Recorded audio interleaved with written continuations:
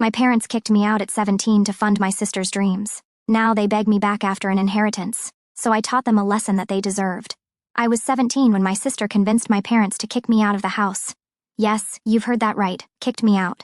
It started with a petty argument about space. She wanted more room in our shared bedroom because she had recently started modeling. She said she needed a bigger closet for her clothes and a place to set up her makeup station and props. At first, I thought it was just one of her usual complaints that my parents would ignore, but this time was different. Apparently, she told them she was not comfortable sharing with me anymore and needed a room to herself. My parents, instead of shutting that down, decided that the easiest solution was to get rid of me. Of course, they didn't say it in so many words. They framed it as a great opportunity for me to learn independence.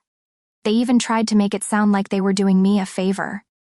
"I think it's time for you to start figuring out life on your own," my father said. "We know you'll thrive out there," my mom added. "Yeah, sure." More like they bent over backwards to make my sister happy. I didn't even get the courtesy of her telling me directly. She avoided me the whole week before I left. So, at 17, with nothing but a duffel bag of clothes and some cash, I moved out.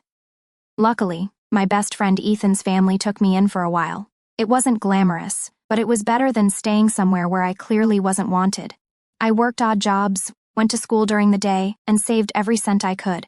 I cut off all contact with my parents and sister. If they didn't want me around, I wasn't going to beg them to reconsider. Then my life took a turn I didn't expect. My grandfather, who lived a few hours away, heard about what had happened. He wasn't close to the rest of the family. They always thought he was weird for living alone and keeping to himself. But he reached out to me and offered me a place to stay. I could use some company, he said over the phone. I wasn't sure at first, but when I moved in with him, I realized it was the best decision I could have made. He was nothing like my parents. He didn't judge me or lecture me about my life. He just let me be myself. Over the next year, I became his primary caregiver as his health began to decline. I didn't mind. I felt like I was finally part of a family that cared about me. One night about a week before he died, he sat me down and said something that still sticks with me. "I want you to know something," he said. "When I'm gone, you don't have to worry. Everything I've worked for is yours. I've seen how selfish and superficial the rest of the family is. You're the only one who's ever shown me any respect." I was speechless. A week later, he was gone. The funeral had come and gone, a somber blur of black attire and hushed voices, but I hadn't spoken a word to anyone there. My parents and sister were present, their faces familiar yet distant, as if they belonged to a life I no longer recognized. They hovered around, attempting to weave small talk into the heavy air, comments about the weather, the service, anything to fill the silence. But I wasn't interested in their hollow pleasantries. My heart was too heavy, weighed down by the loss of my grandfather, the one person who'd always seen me for who I was. I went through the motions, shaking hands, nodding politely, and as soon as the last condolence was offered, I slipped away, leaving their voices behind like echoes in an empty room. A few days later, I found myself in a notary's office, the air thick with the scent of old paper and ink. My grandfather's will was to be read, and I sat there, expecting little more than a token gesture, a keepsake perhaps, or some small sum to help me get by. I wasn't prepared for what came next. As the notary's voice droned on, detailing assets and legalities, the weight of my grandfather's intentions settled over me like a heavy coat.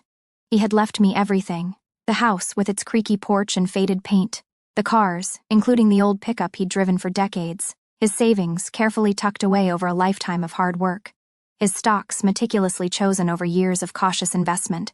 Everything he'd built, everything he'd cherished was now mine. The notary slid papers across the desk, explaining tax implications and transfer processes with clinical precision. I signed where I was told, my hand moving mechanically, but my mind was elsewhere. It didn't feel real. It felt like a dream I'd wake up from, only to find him still there, brewing tea in his chipped mug, ready to tell me another story from his youth. But the weight of the inheritance wasn't the only thing pressing on me. As the days passed, I couldn't shake the ache of his absence. I missed the way he'd shuffle onto the porch, his steps slow but deliberate, insisting we sit together even when his strength was fading. I missed his voice, rough but warm, spinning tales of his adventures as a young man, stories of long drives through the countryside, of friendships forged and lost, of dreams he'd chased and others he'd let go. The money, the house, the cars, they were nothing compared to those moments. They couldn't fill the void he'd left behind. I walked through his house, now legally mine, and every corner seemed to whisper his name. The worn armchair where he'd read his newspapers, the kitchen table where we'd played cards, the garden he'd tended with such care. It all felt like a museum of memories, frozen in time. A week after the will was finalized, my phone began to buzz with messages I had no desire to answer. First, it was my mother, her voicemail soft and tentative, asking to talk. I let it sit unanswered. Then my father called, his tone overly warm, suggesting we catch up. I ignored that too, the word family feeling like a foreign concept after everything that had happened. But when my sister's name flashed on the screen, something in me stirred. Against my better judgment, I answered. Her voice was hesitant, almost rehearsed. Hey, I just wanted to say I'm sorry about what happened before, she said. It wasn't fair, and I realized how much we need you back in the family. The words were so carefully chosen, so dripping with false sincerity, that I almost laughed. It was painfully obvious what had prompted this sudden outreach. They'd heard about the inheritance, the house, the cars, the money. It had transformed me in their eyes from the son they'd discarded to someone worth their attention. I should have hung up right then, but a part of me was curious. Not about their apologies, those were as hollow as they'd always been, but about how far they'd take this charade. Oh, so now you want me back? I asked, my tone sharp but laced with a bitter amusement. It's not like that, she replied quickly, her voice faltering. We just think it's important to stay connected. You know, family is all we have in the end. The cliché was almost too much. I could picture her sitting in her room surrounded by her modeling paraphernalia, practicing this speech in front of a mirror. I knew what this was about, and it wasn't family. It was greed, plain and simple. They hadn't cared when they'd pushed me out, but now that I held the keys to my grandfather's legacy, I was suddenly indispensable. Against every instinct screaming at me to walk away, I agreed to meet them. Not because I believed their lies or craved reconciliation, but because I wanted to see their faces when they tried to justify themselves. I wanted to hear the excuses they'd rehearsed, the half-truths they'd spun to make themselves feel better. I wanted to witness the moment they realized I wasn't the naive kid they'd once pushed around. So I drove to the house I'd once called home, a place that now felt like a stage for a play I had no interest in performing. The moment I stepped through the door, the tension hit me like a physical force. The living room was unchanged, same faded couch, same cluttered coffee table, but it was dominated by my sister's modeling gear, posters, portfolios, and clothing racks spilled across the space, a testament to her unchecked ambition. It was a bitter reminder of why I'd been cast out in the first place, to make room for her dreams, her needs, her life. My father started the conversation, his voice overly cheerful as he asked about my new apartment, my job, my plans. My mother chimed in, her questions about school and my well-being so forced they bordered on parody. My sister, meanwhile, sat silently, her eyes fixed on some invisible point on the carpet. I let them ramble, their words washing over me like background noise. They were performing, each playing their part in this carefully orchestrated reunion, but I wasn't here to play along. Finally, I'd had enough. Let's cut to the chase, I said, my voice calm but cutting. You're not here because you missed me. You're here because you found out about the inheritance. The room went still, the air thick with unspoken truths. My father's mouth opened, then closed, as if he couldn't find the words to deny it. My mother's hands fidgeted with the edge of her sleeve, her eyes darting away. My sister's face flushed, but she didn't look up. The silence stretched on, heavy and uncomfortable, until my father finally spoke. That's not true, he said, his voice strained. We've been thinking about you, about how we handled things. We regret it and we want to make it right. His words were so predictable I could have scripted them myself. I leaned back in my chair, a bitter smile tugging at my lips. Oh, really? So it's just a coincidence that you reached out right after the will was read? You didn't hear about the house, the money, the stocks, and decide I was suddenly worth your time? My mother jumped in, her tone pleading. It's not about that, honey. We just want our family back together. We're still your family, no matter what happened. The word family stung, a sharp jab at old wounds. Family? I repeated, my voice rising slightly. You mean the same family that kicked me out so she, I gestured toward my sister, could have more space for her modeling junk?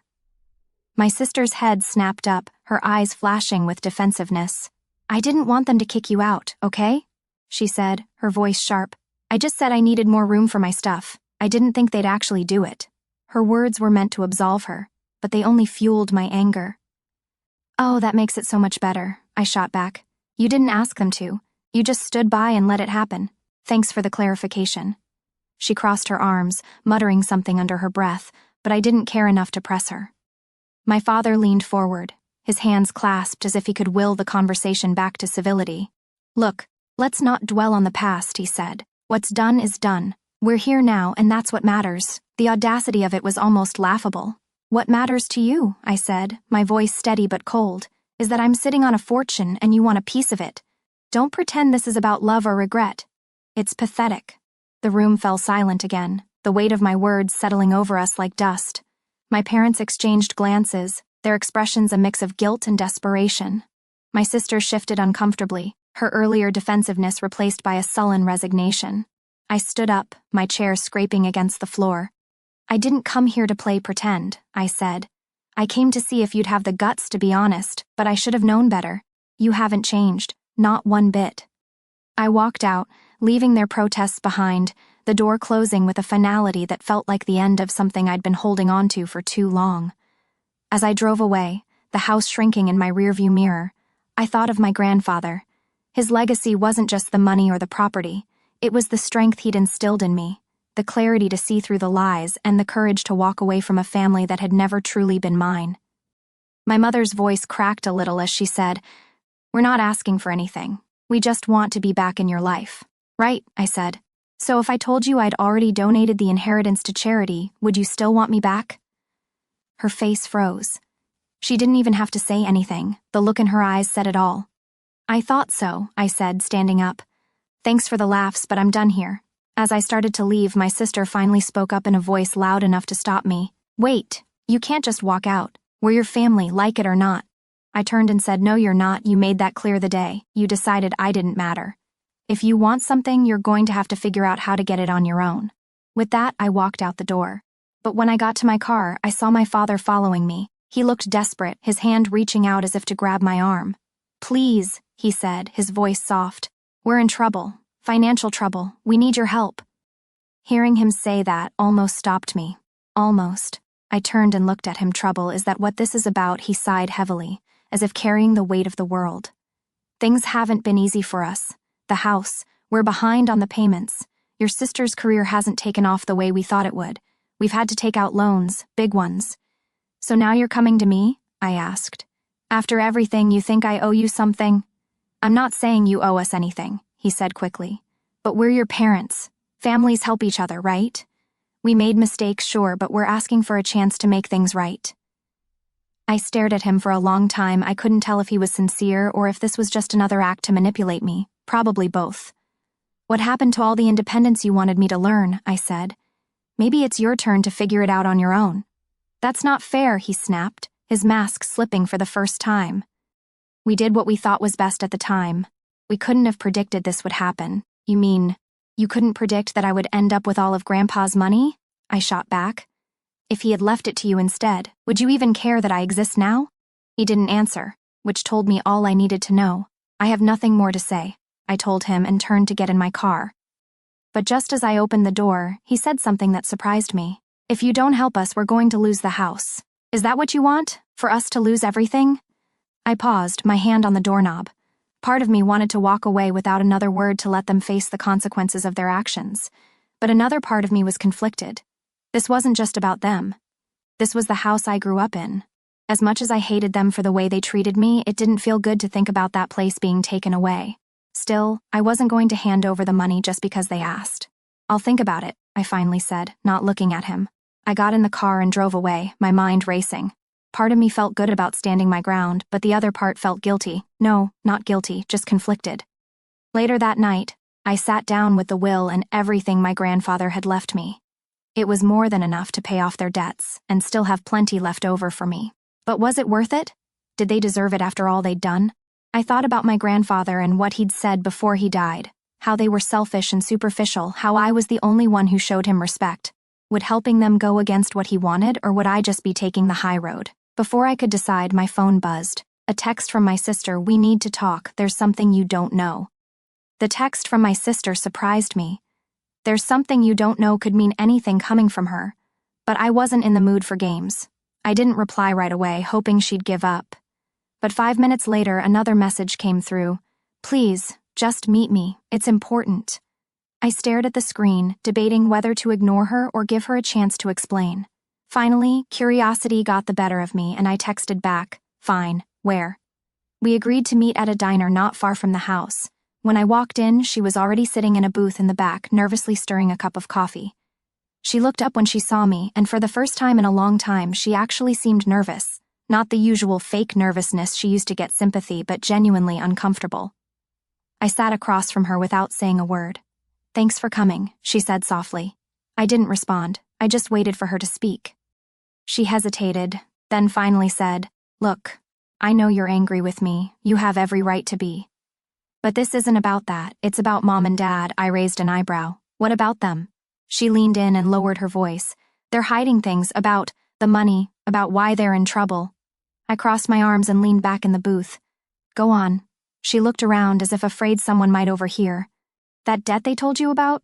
It's worse than they said. They're not just behind on the house. They took out loans, big loans, for things they didn't even need. Trips, a new car for Dad, some expensive stuff for me when I started modeling, things they couldn't afford, and now the bank is coming after them." I narrowed my eyes. "And you're telling me this now because—" She winced. "Because I didn't know how bad it was until recently. You didn't tell me everything either. I heard them talking about a few weeks ago. They're desperate, and they think you're their golden ticket out of this mess." I said, "Yeah, pretty much." She nodded, guilt written all over her face.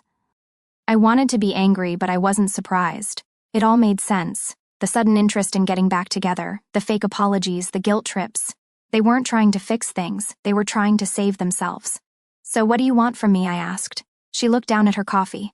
"I don't want anything. I just thought you should know the truth before you make any decisions." I studied her for a moment, trying to figure out if this was some kind of trick. But she looked genuinely embarrassed. If she was lying, she was doing a better job than usual. Finally, I said, "Why are you telling me this? What's in it for you?" She hesitated, then said, "Because I feel terrible about everything. The way we treated you, the way I treated you, it wasn't fair. And now that I see how much they screwed things up, I don't want to be a part of it anymore. I just want to get out." "Get out?" I repeated. "Out of what?" She looked out the window, avoiding my eyes. "This family. The lies, the manipulation, the constant pressure to be perfect. I'm done. I'm trying to figure out how to get out, but I don't have the money." I didn't know what to say.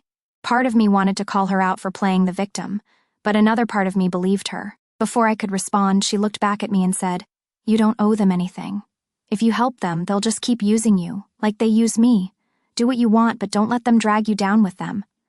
I sat there for a moment, letting her words sink in. Then I stood up and said, "Thank you for telling me, but I have to think about it." As I walked out of the diner, my phone buzzed again.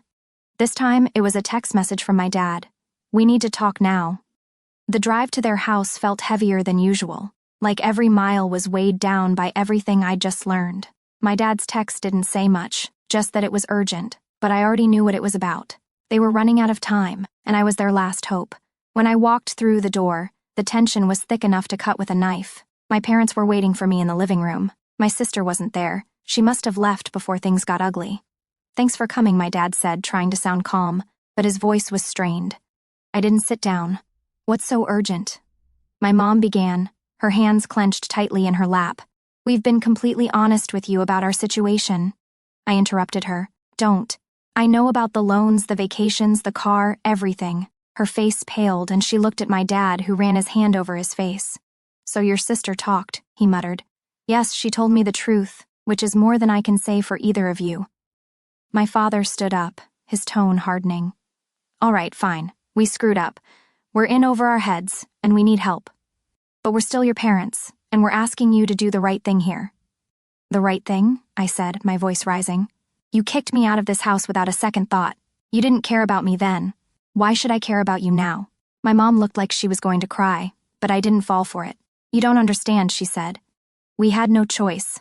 Things were tight even then, and you thought I was expendable," I finished for her. "And now that Grandpa left everything to me, suddenly I'm valuable again. That's all I am to you, isn't it? A bank account." My father's face hardened. "It's not like that." "Yes, it is," I shot back. "You're only here because you need money. If Grandpa had left you the inheritance, you wouldn't even call me." For a moment, no one said anything. Then my mother broke the silence. "We'll lose the house if you don't help us. Is that what you want? For your family to be homeless?" I let out a bitter laugh. "My family? The same family that made me live on couches and scrimp and scrape for a year while you made sure she I pointed to my sister's empty chair. Had all the space and clothes she wanted? Don't make me laugh. My father stepped closer. This isn't about the past. This is about now. You have a chance to fix this, to save us. No, I said firmly. I have a chance to save myself from ever being under your thumb again. That's what Grandpa wanted. He saw through you, and now so do I. My mother's tears finally began to fall. We are your parents. Please, don't let this be the end of us. I stared at her for a long moment, then said, It's already over. I turned and walked out the door without looking back. I kept waiting to feel bad, but I didn't. I felt free. I'd spent years thinking I wasn't good enough for them, that I'd somehow failed. But now I saw the truth. They didn't deserve my help, and they certainly didn't deserve my forgiveness. A week later, a neighbor told me that the bank had repossessed the house. My parents had to move to a small apartment in another city. My sister texted me once to say she'd moved out on her own and was working part-time while trying to rebuild her life. And me? I kept moving forward. I stayed in the house my grandfather left me, living the way he'd want me to, on my terms. No guilt, no manipulation, no looking back. Just me, finally free of them.